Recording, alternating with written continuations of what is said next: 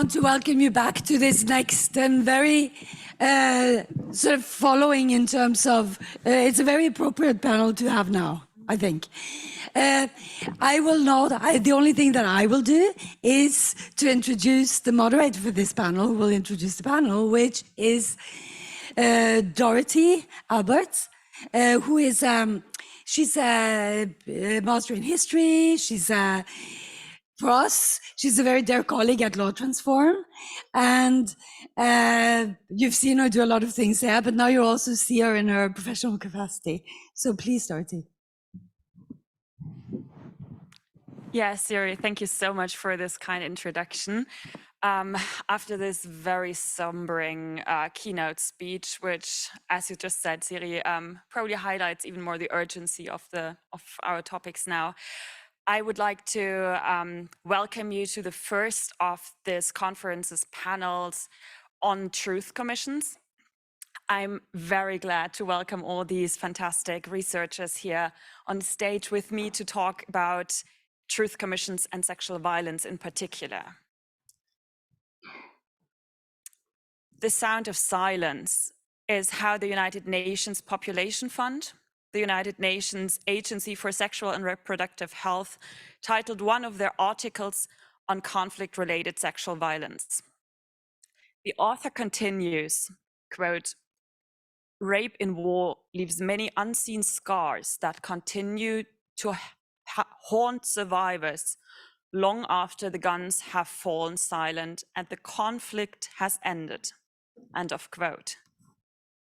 Oftentimes, these scars that sexual violence leaves is not visible on the body, but rather imprinted in the survivor's mind as a trauma, which is why in many cases it is hard to gather evidence for these crimes, which under the Rome Statute counts both as war crimes and as crimes against humanity.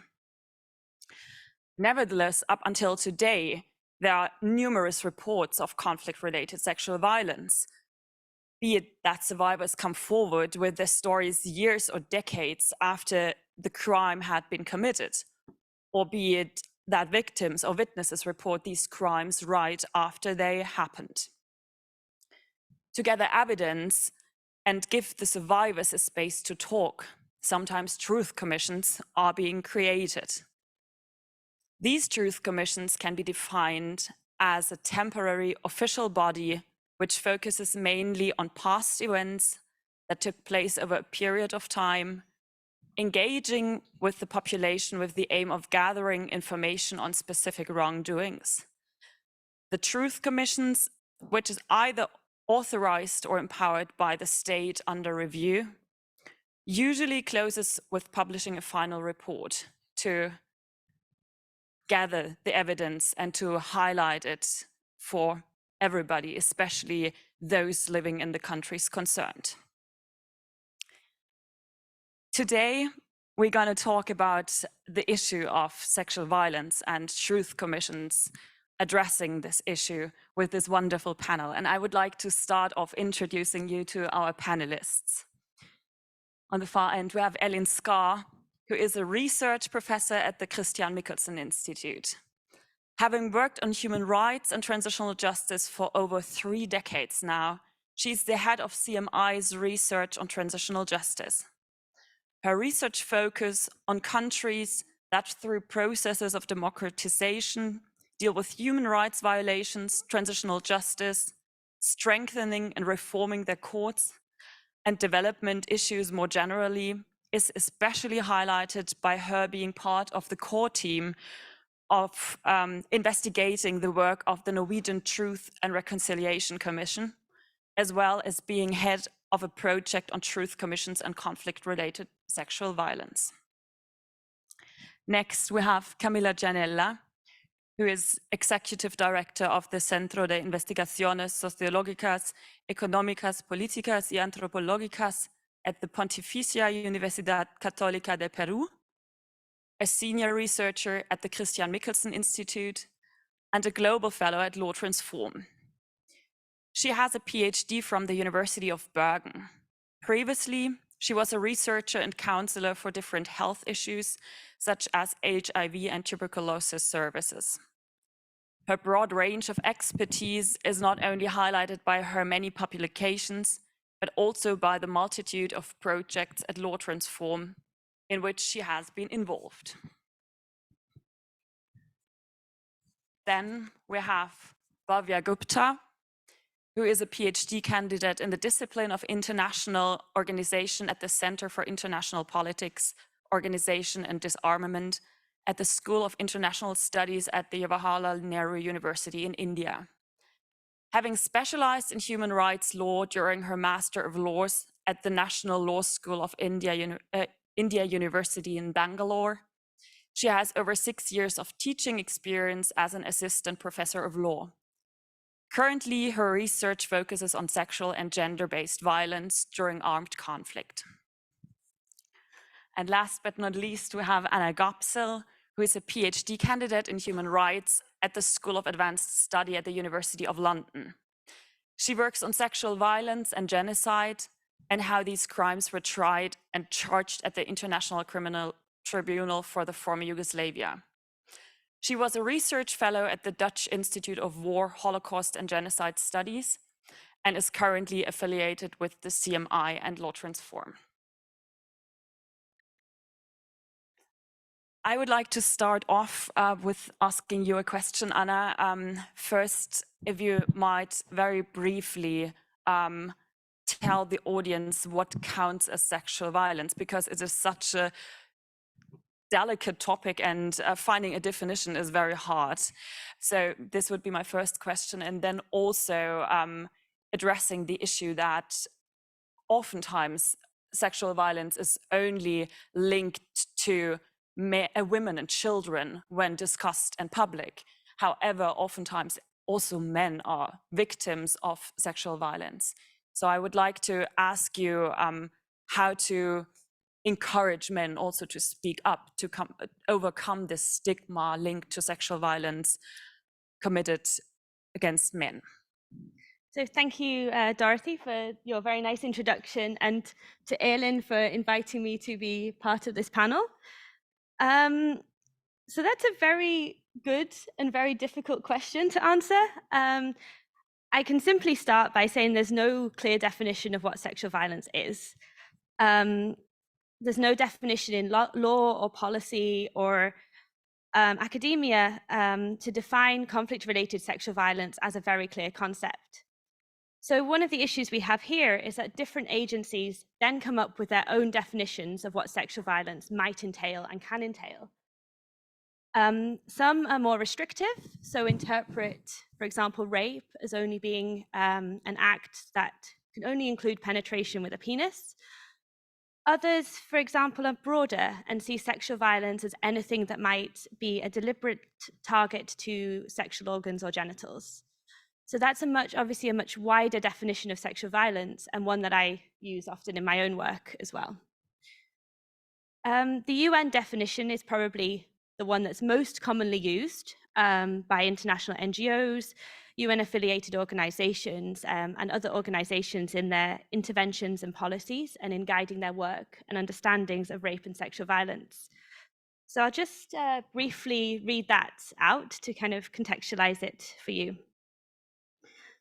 So according to the UN, sexual violence includes any sexual act, attempt to obtain a sexual act, or other act directed against a person's sexuality using coercion by any person regardless of their relationship to the victim in any setting.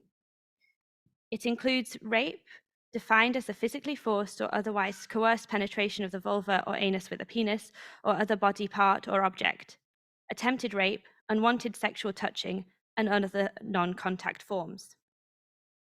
So while this can be a good start and maybe a good framework through which to build our understanding of what sexual violence is, it's incredibly unspecific. So we find that a lot of time it's very hard to assess whether someone has been a victim of sexual violence, torture, or crime against humanity.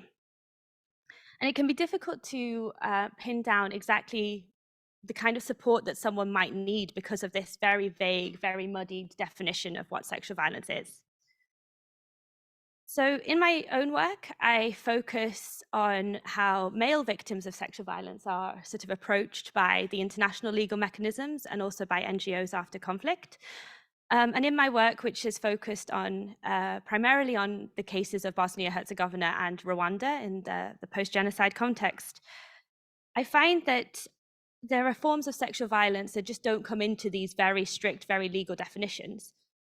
So one common theme for me has been that I've seen a lot of cases of what I would refer to, or what is often referred to as psychosexual violence, which can include such acts as forced nudity or being forced to watch while someone you know or some member of your community or family is being raped or violated. It's been found that these kinds of acts have a similar sort of trauma attached to them as being a victim to physical sexual violence yourself, but aren't really accounted for in these very narrow definitions of what sexual violence entails. There's also a big gap when it comes to genital and physical mutilation. So in the Rwandan context, for example, there were cases where women were attacked and their breasts were mutilated. But that doesn't really come into these very strict, very narrow definitions of how sexual violence is interpreted and considered by international legal mechanisms and by NGOs. So it means that there's often cases where people simply fall through the gaps of reporting, are forgotten about, or don't receive the adequate support that they need. I can just sort of conclude here by saying the current definitions also reflect a very, very strict heteronormative and binary interpretation of gender and gendered identities. So we see sexual violence as often being perpetrated by a man against a woman. And that's something that's often carried into these definitions that carry into the courts, for example. But that's not the case. And as I've sort of briefly alluded to, and I'm happy to answer more questions, sexual violence encompasses a whole realm of different kinds of acts that target your body or the bodies of the ones you love, perhaps. So I think that one way in which to sort of better improve our understanding of sexual violence and also the different gendered identities and different bodily identities that are attached to it, is to sort of build beyond this very strict heteronormative and binary structure that we see kind of prevailing throughout interpretations of sexual violence. Yeah, thank you, Anna, for this brief introduction into the issue of sexual violence. However, as you mentioned slightly, the cases you're looking at happened in the 1990s. But however, when we read even ancient reports, it is clear that especially conflict-related sexual violence has been an issue since ancient times and is part of basically every conflict or war. So Bhavya, may I ask you to highlight a bit the evolution of how it comes that all of a sudden sexual violence is addressed now after having been neglected for decades or centuries, because even though we have these ancient reports, the reports from medieval ages, and basically each and every decade human beings have reported, they never had a consequence and they never concluded in giving the victims a voice.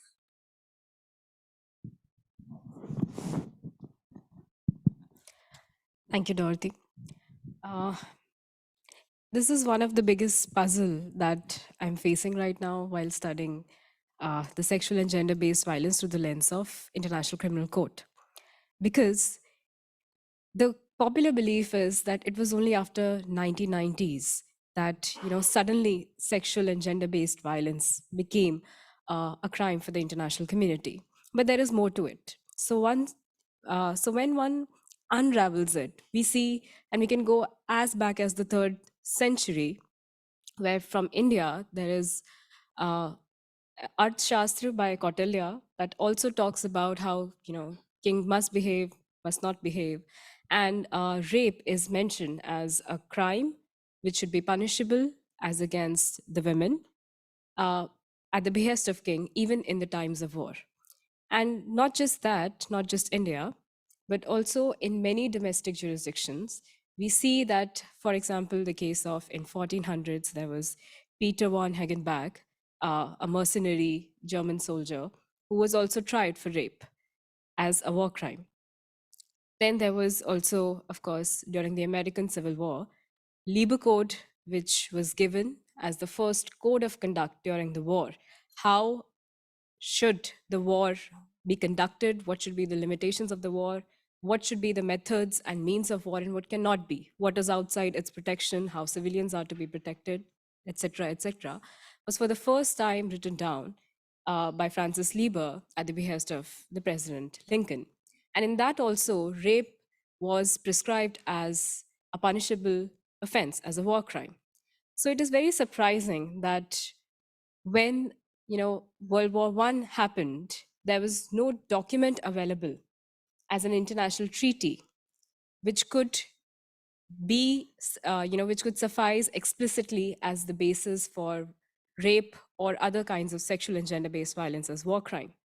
So what they did was, there was a 1907 Hague Convention number 4, which mentions that family honor, so any act which goes against religious sentiments or family honors and such kinds of acts, would be tried as a war crime. And that was made the basis for several jurisdictions. But again, there was no international level tribunal. There was one Leipzig trial that was, the outcome of the Treaty of Versailles, which the Germans had to, try their own militant offenders. But again, there was not many convictions in that also on the counts of rape. And then, of course, there was the Second World War in this same century, and then there was Nuremberg trials, where very surprisingly, rape was not included as a war crime or a crime against humanity, which was not ahead then. And it was a very conscious choice, because the chief prosecutor of Nuremberg Tribunal, the International Military Tribunal at the London, which was held in Nuremberg from 1945 to 46, it was a very conscious choice by a chief prosecutor, and it was quoted by the ex prosecutor of ICC, Dua Bensouda, that we are not going to prosecute rape as a war crime. Now, after that, things sort of, started to change for the better, perhaps. So 46 onwards, after this, when there was Tokyo trials in 47, and, almost similarly, we are talking about institutionalizing the world order in form of a UN charter, and we are also, assigning Eleanor Roosevelt for the UDHR, et cetera. We are now talking about, equality of men and women, which was, again, an important contribution from, Hansa Mehta of India to the UDHR. So now, long story short, because of this, the same war criminals, which were being tried 2 years later in Tokyo, Japan, they have the, rape as a head of war crime. And they were tried for it by the Allied, victorious powers, of course. Nobody tried the Allied powers on those. But that's a different story, and it always is. So after that, the International Law Commission, under the framework of United Nations, was given the task of sort of forming a draft code on peace and security of the mankind, which took its own sweet time, 45 years, to complete a code. And it was completed only after, in 1990s, when ICTY, that is International Criminal Tribunal for Yugoslavia, and a year later for Rwanda, was established.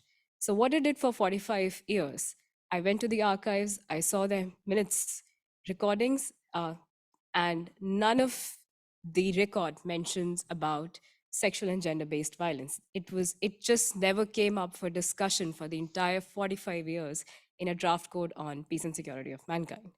So this is probably why, in 1990, and of course, another movement that contributed to it was also the similar current that we were having after having the Convention on the Elimination of All Forms of Discrimination Against Women in 1975, or better known as CEDAW.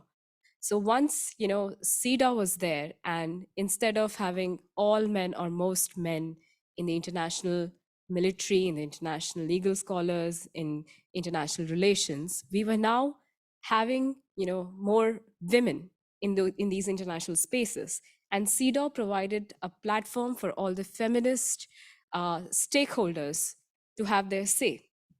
So after CEDAW, there were, numerous meetings that happened, and where these stakeholders were invited and they tabled their report.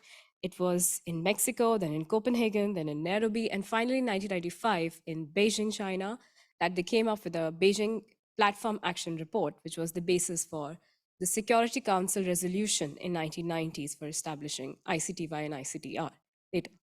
So it's these, two simultaneous currents, because of which in 1990, we finally see that, yeah, rape and other kind of sexual and gender-based violence are also international crimes, and they cannot be just left as other crimes to the domestic jurisdictions of the state, that they will be given a fair trial. It just cannot be done that way. So after this, we have, of course, taking a cue from ICTY, ICTR, we have the Rome Statute, which established International Criminal Court. And in that, we have now recognized all, I'll say, many forms of sexual and gender-based violence. Particularly if I talk about rape, it has been recognized on the heads of genocide and the heads of war crime as also crime against humanity. And many other acts of violence has also been codified there, ending thereby impunity, at least on the paper. So this is where another story begins. So this was the one part of the puzzle till the ICC, the 1990s. The other puzzle is, why has there been such a low rate of conviction at ICC? Of course, I'm not going into that, it's not universal and etc. I'll be very brief. So the other part of the puzzle, which maybe it can come up in discussion later, is that if we take the example of rape, out of the total 47 defendants at the International Criminal Court, only 19 have been charged on the counts of rape, either as war crime, crime against humanity, or both, out of which one is interestingly a woman. And out of them, only one has been finally convicted till date. So that is a low conviction rate of 2.5%. So that means we need to look into it. So if there's a question, I would be happy to answer more on that. Thank you.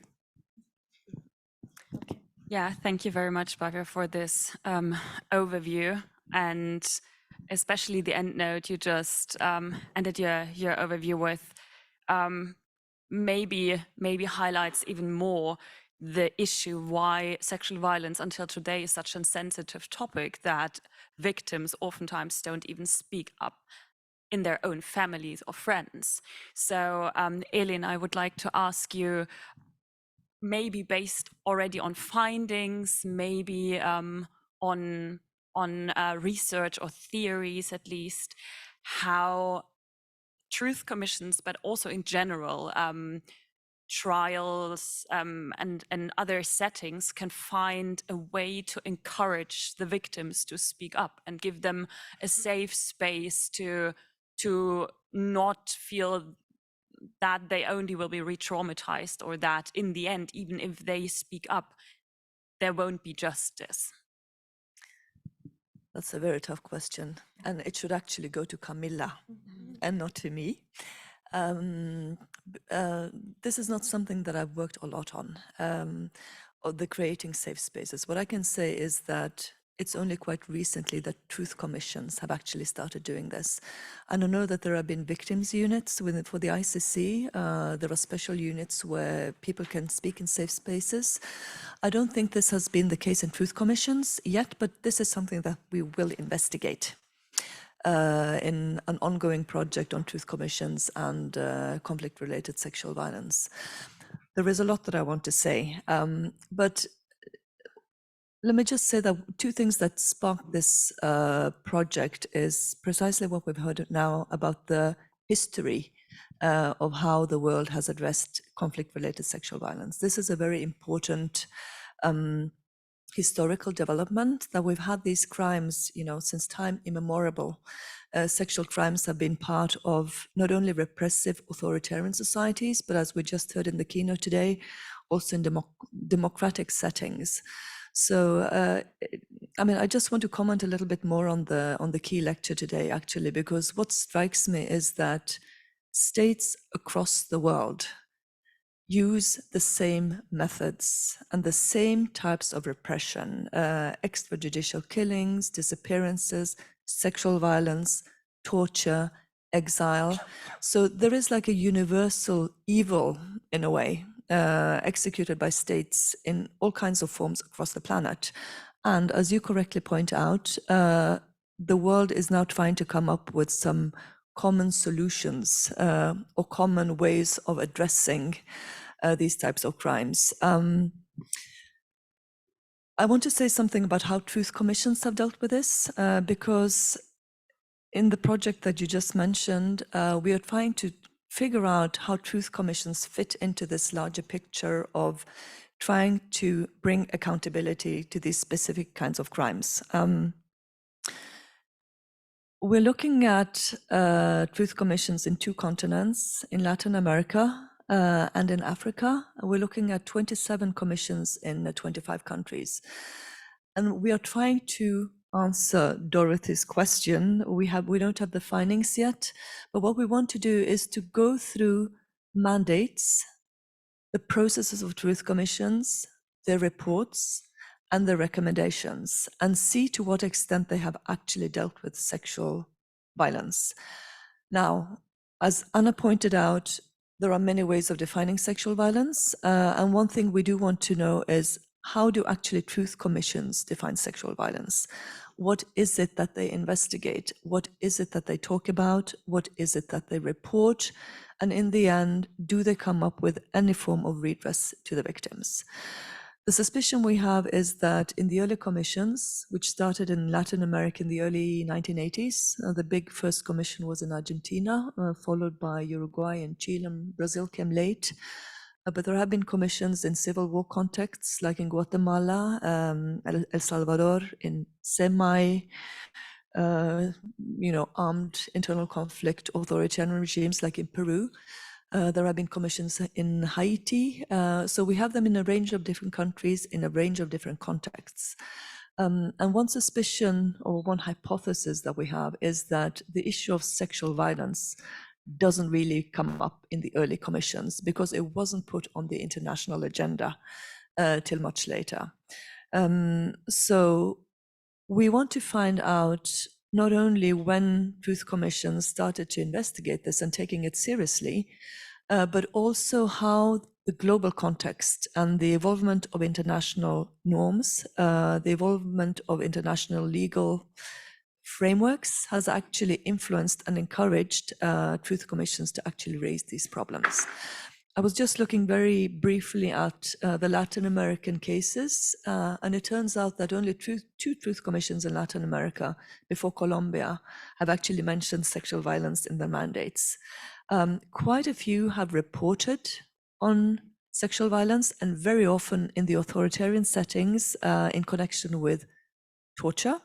So sexual torture or sexual, how should I say this, Camila? Can we say sexual torture or sexual violence in torture settings? Let's put it that way then.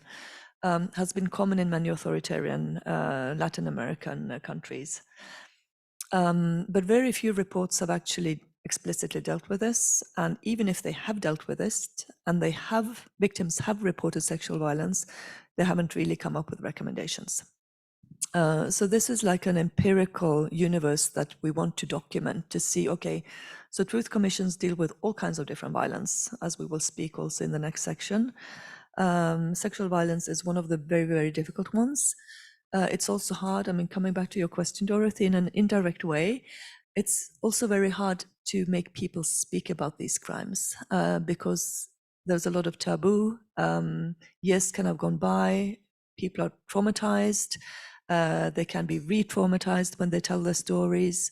So one big question is, do truth commissions actually have an apparatus to take care of the victims, both during victims' hearings, but also afterwards?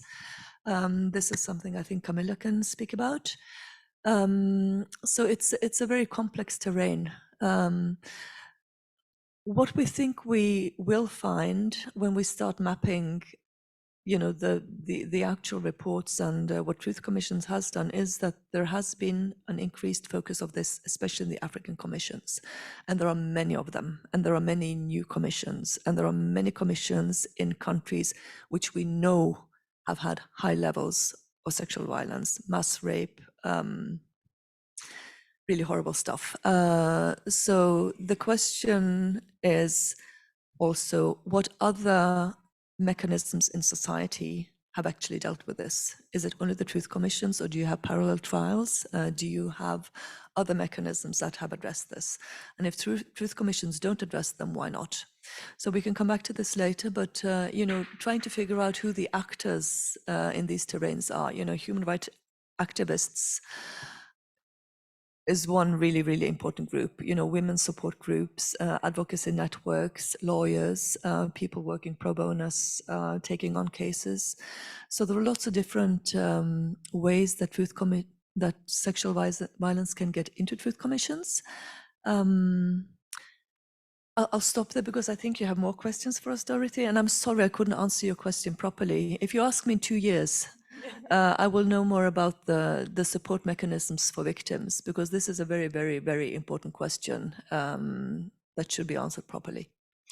Well, to be honest, Elin, I think by not being able to answer, you answered the question very properly for the moment being, because even though by now we had Truth Commissions for a couple of decades, it is obvious that apparently there is not that much research done on it then, because based on your expertise, you would be the first one who would be able to answer if there were findings at the moment.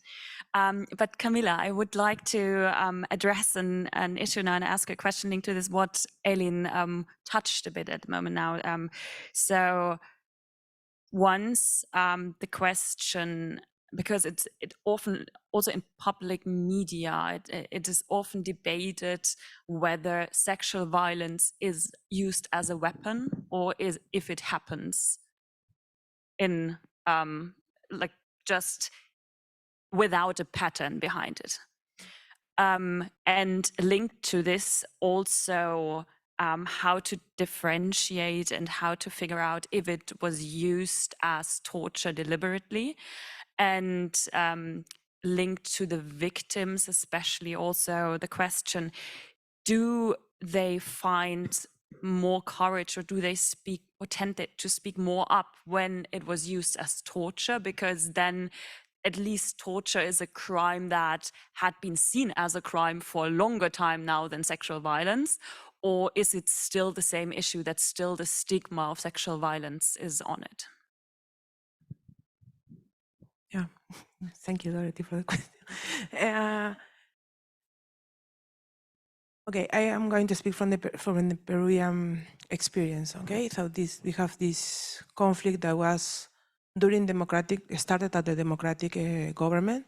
We have 2 democratic governments, 3 democratic governments that we went to elections, and then one that was elected, but yeah, we can say that was not so clear how he won.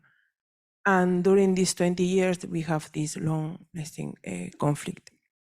And I would say, like, and this is a country that there is structural violence. So sexual violence is used against, also is targeting some sectors of the population. So in the case of indigenous women that were also raped and abused by the landowners from before the conflict, okay, and also by the army before the conflict. But during these years, you can say that when you speak with some of them, they have a different meaning. So probably we have to start to listen to these people, to ask and to listen how they frame this violence, and how it's affecting how they understand and how they tell about that violence. So you will see this is a different kind of violence, no? So for example, in the case of Manta Vilca, that is a case of in Huancavelica that was reported by the Truth Commission, how they frame the case, where it is a military base that was in Vilca, and And actually, what was rejected by the court, and they say that nothing happened here, is because the violence has been always there. So women were raped before by the army. So this is not nothing special with this special soldier so it's not linked with the conflict. But when you listen to them, they absolutely relate this with the conflict, because they say, yeah, they were coming looking for, saying that we were terrorists and that, and they made this to young women and to adolescents. They were targeted. So I think it's trying to listen to the people about their experience and to frame this.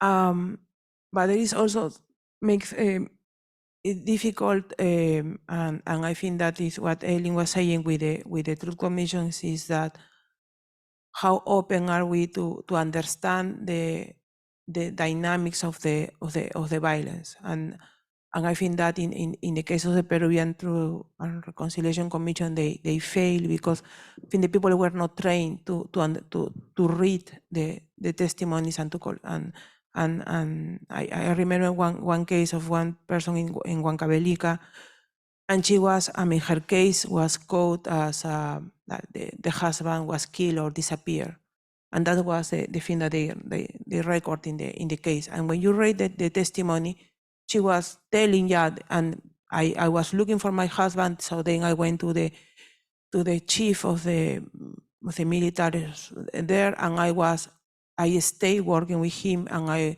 have sexual relations with him, and I was more or less a sexual slave. But they didn't record that because what she was reporting was that the husband was killed. So it's also how open are how trained and how open is the team that is working at the Truth Commission to make that, to understand the dynamics of the violence. And when I remember when we discussed about this, and to say to the people that were coding, how you didn't code this as a sexual violence, say no, because she was reporting. And we only put what she was reporting. I mean, but she's also reporting the other stuff. It's just you don't want to read it. And they say, yeah, but it's so normal that people but this is in the setting of the military have a base here, and they are using this special power that the conflict is giving to them.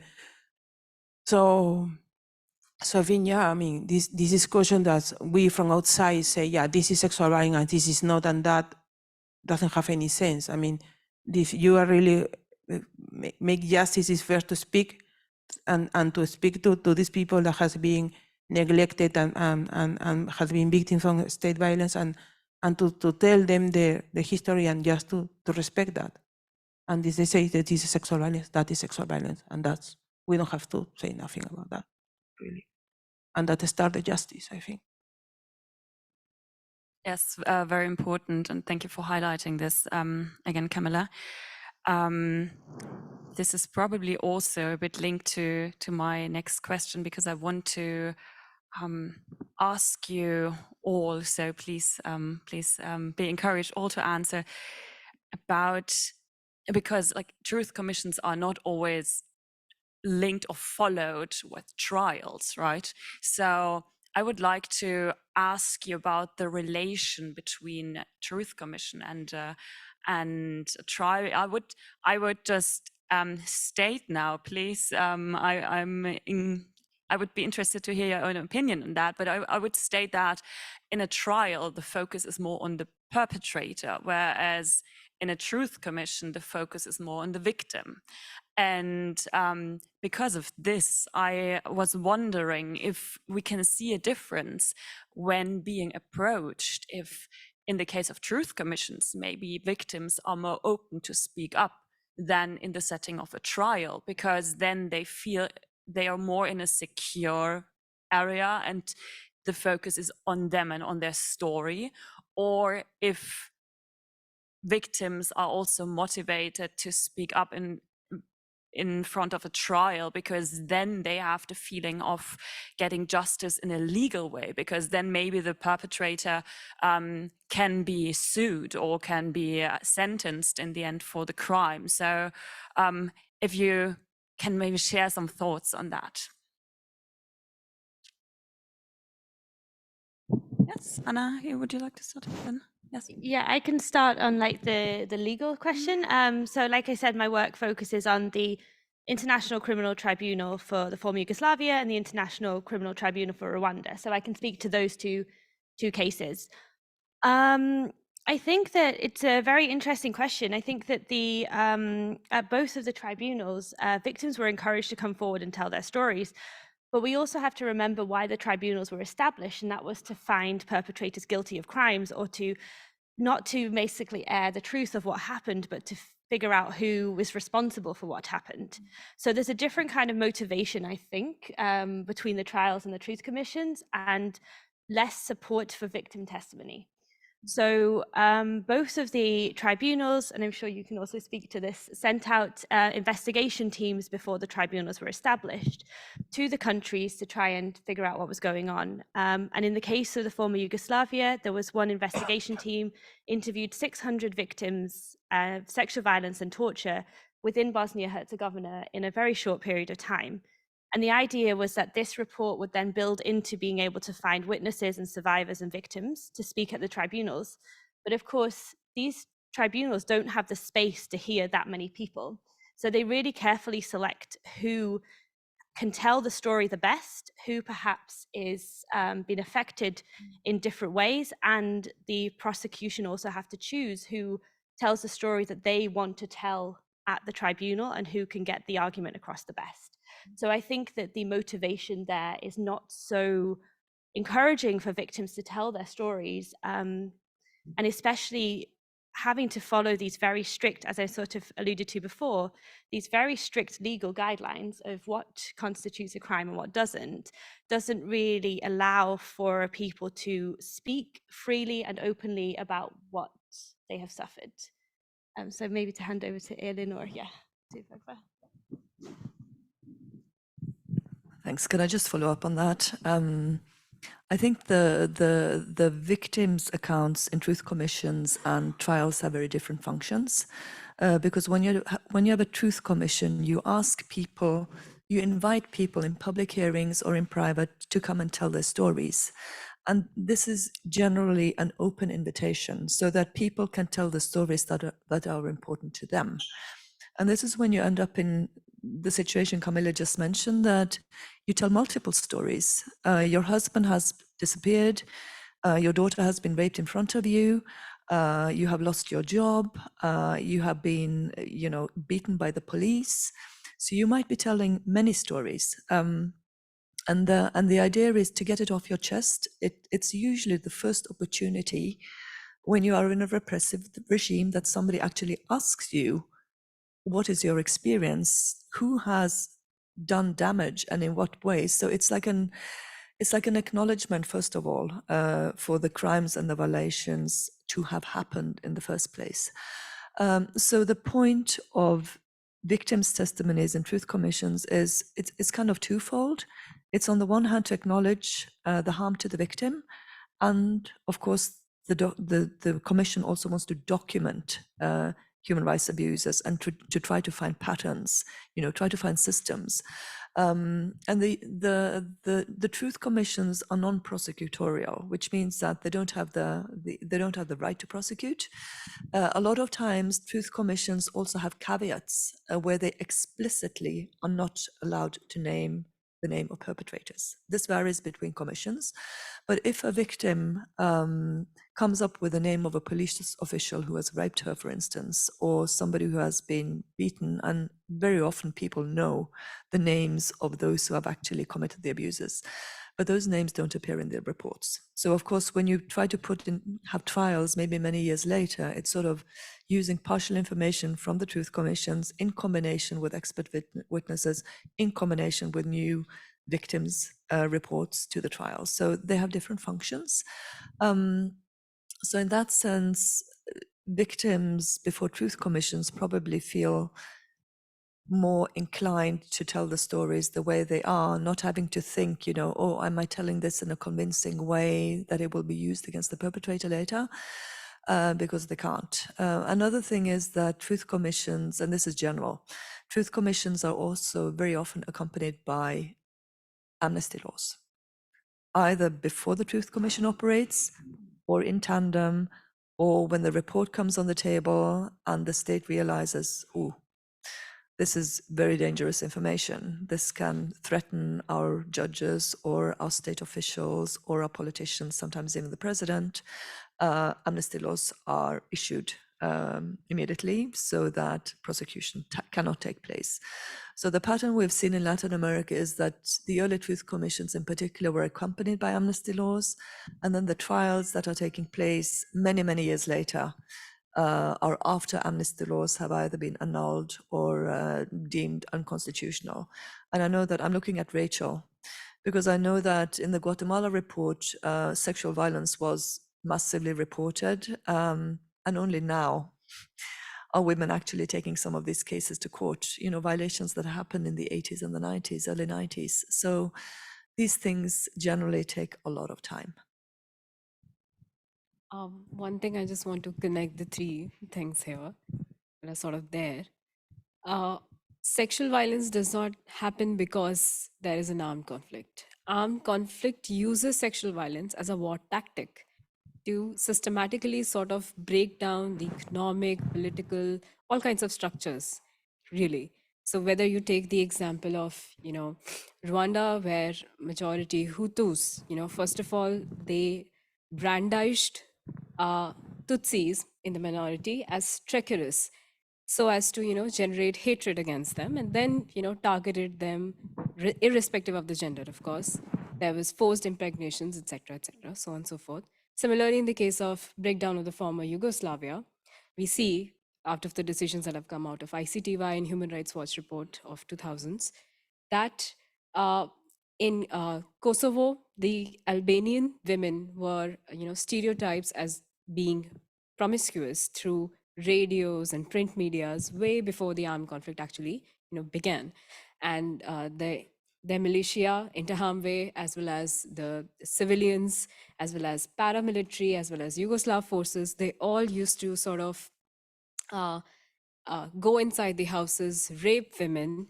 They would rape them in their flight outside of Kosovo. They would rape them in the detention centers. And in fact, there was a statutory exception to rape, that, the marital rape exception, which is also there in India. So they would marry them in, sort of the camps, so as to, evade to invite impunity. And this is the reason why we need, transitional justice. We need international criminal courts to try them. We cannot just leave it to the domestic framework. So this is very problematic, because when the trial is there, I'm not a fit person to speak on truth commissions, but when the trial is there, whether it was ICTY, ICTR, ICC, the courts have just, gone into circles whether what definition of sexual violence to adopt. Sometimes it is, requirement of the actual sexual penetration, and the burden of proof to discharge that is squarely upon the victim, irrespective of the gender, of course. And they would not even, take into account motive.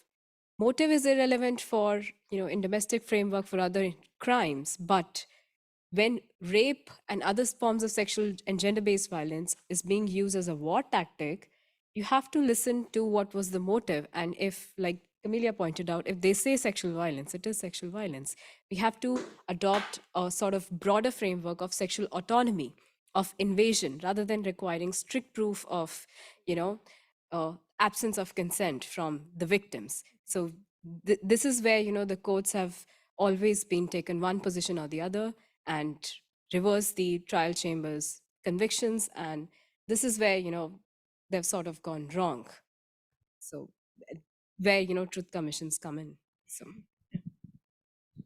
Yeah, yes, to add briefly, yes, we can go for open questions, but with trials, I mean, in the case of Peru, the commissions, the commission decided in some few cases they can recommend the victims to go to trial. Yeah, so these are casos judicializables. Okay, and one of these cases was the case of Mantambilca that I mentioned before from Huancavelica, that this is sexual violence against the women in these two communities. So 24 of these women decide to go to trial from things in 2004 for things that happened in 1984, and they are still in trial. So this takes a long time, as Elin said, but it's also that the things that concern me is that for many donors, truth commissions are sexy, and then it's over. And then there's no money to support these people during these trials that to have, and also how much we can think on this judicial system to deal with these cases that they don't know how to deal with things that happened 20 years in the past. So we need also a reform in the judicial system, and for that there is no money. So the Truth Commission received in 3 years, I don't know, like $9 million to make the job, but for trials there is nothing, and that is not really sexy for most of the donors because this is over. This is the truth. You listen and reconcile, and it's over. But the cases are there. So I think it's also a thing to think on donors that, I mean, you started the thing, then you finish, please, because then people is there waiting for justice. Yeah, thank you so much for these many answers. I would like to open up to questions from the audience now. Please just line up here, and then we take maybe if you address one person specifically, then we will have the answer immediately, I would suggest. But if it's more broader question, then we can take more, because then we can all chime in. Okay, so this is a really exciting project that I hope I will be able to follow up closely. I want to give you some feedback from my own work on reparations for women victims of sexual violence. And well, the first thing is that you mentioned, and you're right to mention, that victims not wanting to speaking has been a problem. But there's a new trend now. There's actually a group, it's called the SEMA network. It's a global survivors network. So for the first time, because as you know, in transitional justice, you would find groups, human rights groups, or even groups specifically working on disappearances, but sexual victims were not mobilizing precisely because of the taboo and the stigma. But this is somehow at least starting to change, because there's finally one network of survivors. So it would be amazing if you could somehow, I think, get them involved, because they are very keen on putting emphasis that nothing should be done about victims without their voices. So this is the co-creation is their framing. Now, in terms of I thought it was very interesting, the comment about about the Peruvian experience. Women were speaking, that just the commissioners weren't listening.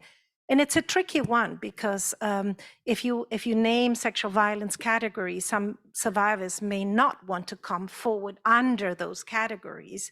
Guatemala has some interesting examples about how, when women were receiving checks for reparations, they were being exposed in their communities.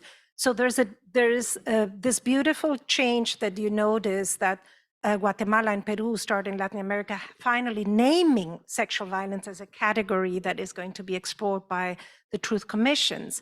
But previous commissions had, found those testimonies. And I think it's important, because, you probably want to have a double track approach, where you have specific categories, but you also have, like in South Africa, other severe forms of ill treatment that then survivors can feel more comfortable going forward. So I think that's important. One essential topic now, at least, from my participations in this forum, is children born of rape. So that is a very, very difficult dilemma, and one I think, you could definitely take on board. And then finally, you haven't mentioned reparations. I was surprised by that, because my understanding is that, as you were saying, the connection between truth commissions and judicial actions is actually very weak. I mean, at the international level, you were giving the figures of what that is. Now imagine at the national level. But I do think there's two other things that truth commissions do help do. One is because precisely they establish, as Elin was saying, they establish patterns of conduct, the kind of truth that a judicial trial doesn't have room for. And that then often allows for reparations programs and a reparations law with an administrative program for reparations, which feeds from the findings of the Truth Commission. So I think that is key.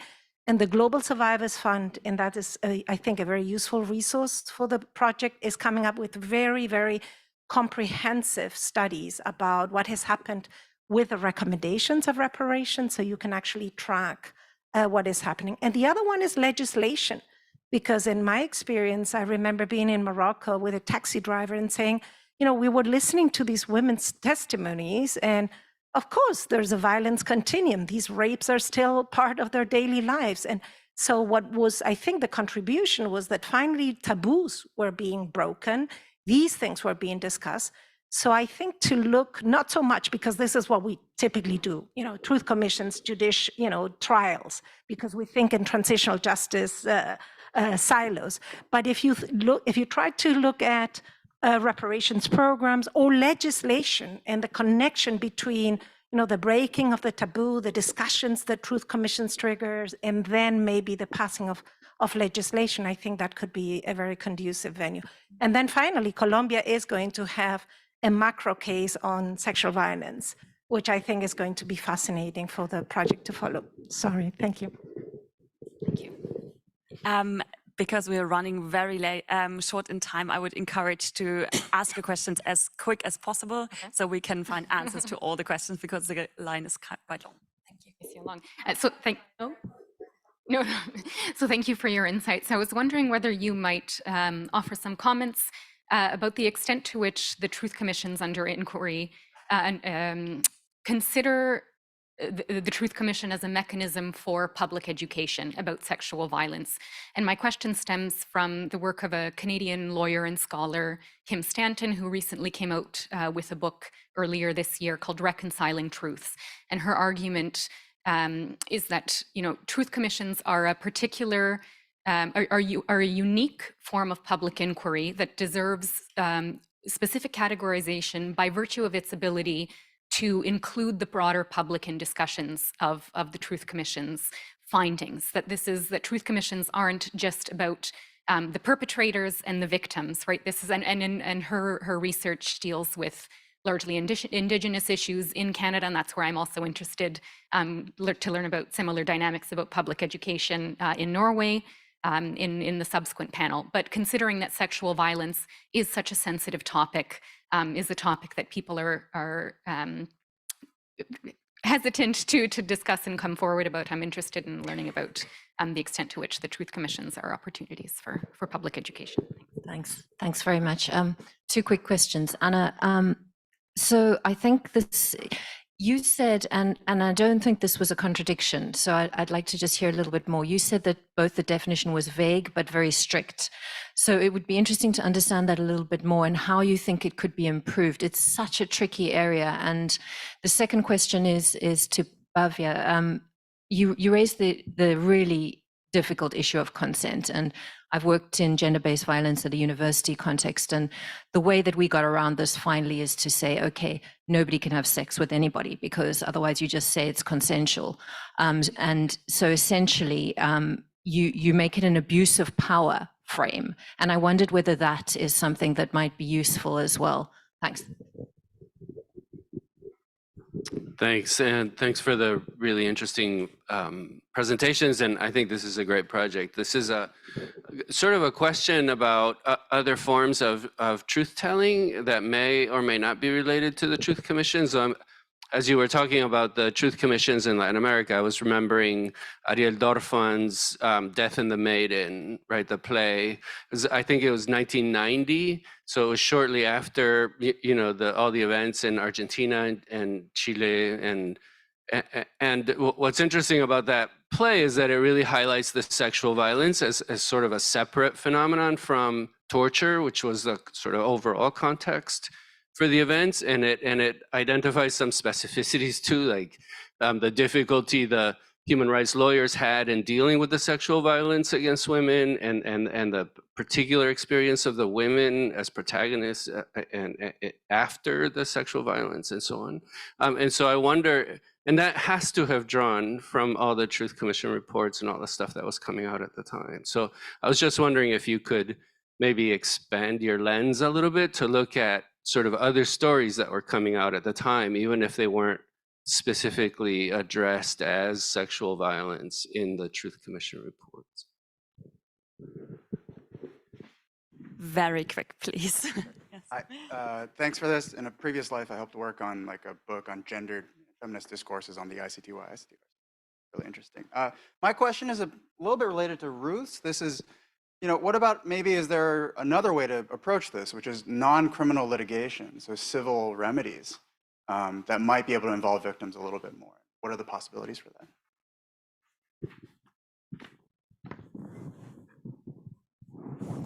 I'll just quickly respond to the last question and the question that was raised about abuse of power. So just to answer very briefly, of course, there is a power matrix, and because it's a war tactic, so of course, consent can never be free in those situations, whether it is a protection camp, whether it is, during the flight, because it operates on an uneven position. So there should be, of course, a presumption of absence of consent in all the trials. Absolutely. No doubts there. And kind of forgot the last question. Yeah, I mean, that would mean impunity. There should be criminal litigation. Of course, there has to be reparations, rehabilitation. So civil and criminal both absolutely has to be there. That's my opinion. Thank you. Yeah, just to quickly answer Jackie's question about the vague and strict definition. By that, I mean that basically looking at the definition as it stands, pretty much anything could come under the realm of sexual violence. But the way it's implemented in practice is extremely, extremely strict and rigid, so that actually, like you were saying as well, the onus is on the victim to kind of argue that they are victims of sexual violence. And it's implemented in a very kind of, in a way in which the interpretation of what sexual violence is very kind of traditional and, as I was saying, sort of heteronormative and strict, if that makes any sense. But it's a gap between the way it's written and the way it's implemented, I think, is perhaps the easiest way to describe it quickly. Yeah, to go super fast because we are over time. With the thing of education and that, I think we have to understand this is a conflict. So, and then when the conflict is finished, but that doesn't mean that the people with power is out. So, yeah, we try to put the things of the conflict in the books, but it's not really there. That is contested every time now has been contested again, and also people deny, and people say, okay, that's okay because all of them were terrorists. I mean, that is the way. I mean, the conflict was there, but we didn't fix the structural things that move us to the conflict. So I think, yeah, it's not that it's over and the Truth Commission solves the things and that, because the conflict is still there. So, and then it's tricky to think that, yeah, to teach this in the schools is going to change something. And teachers are scared. I have a master student that make this in an area that is still in conflict, to teach about the conflict in an area that is still in conflict because of the coca and that. So they don't want to teach about that and speak about that because it's dangerous. So, yeah. Thank you. I'd like to very quickly say thank you to Ruth, first of all, for the Global Survivors Network. I wasn't aware of that. We'll look into it. Children born of rape is part of our project. And I didn't actually mention that a big part of the project is to look at the recommendations of the Truth Commission and the implementation. And reparations is going to be a central part of that. Another central part is going to be recommendations of institutional and legal reform. So, for instance, changing the rape code in a country could be one outcome in this particular topic. And also, where is Ruth? Yeah, Colombia is one of our 4 case studies, in-depth case studies, in addition to the bigger, larger database that we're going to create. So we will be looking specifically into Colombia as one of the newer cases. To the person who asked about education, yeah, you're right there, sorry. What I can say is that a lot of truth commissions have recommendations on education to educate people all the way from the military academy to judges to high school kids to kindergarten kids on human rights generally. I haven't seen any recommendations specifically on education and sexual violence, but this is a very valid point that we can look into. And I think in the next panel, we will discuss how you can bring in the majority population into these processes of truth commission making, but also in the reception of the report. But that will be not, the focus won't be on sexual violence in particular. To Dan, yes, we will be looking, I can't see with this light.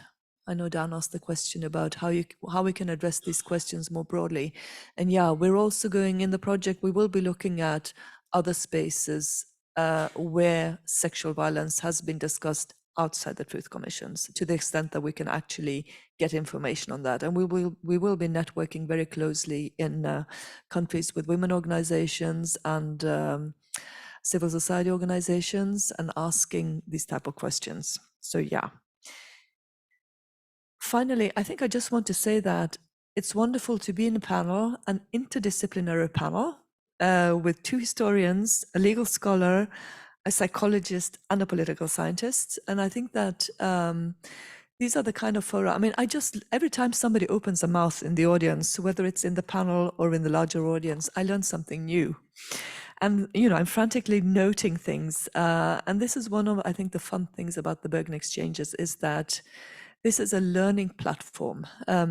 Lisa put it in a very nice way yesterday. She said, like, going to the Bergen Exchanges is like going to a tapas table of intellectual good little pieces, you know, both main courses and desserts. And I think this is how I feel about it. So I've been learning things from my panelists today. So thank you all. And thanks to Dorothy for asking some really tough questions. That's making us think. Well, you know, I learned from the best here. All the questions I feel are just, as you say, so inspiring. Thank you so much. And we will continue after a quick break with the Truth Commission panel, but with a focus on indigenous truth commissions, as Elin said already. But please grab your coffee or something to eat first.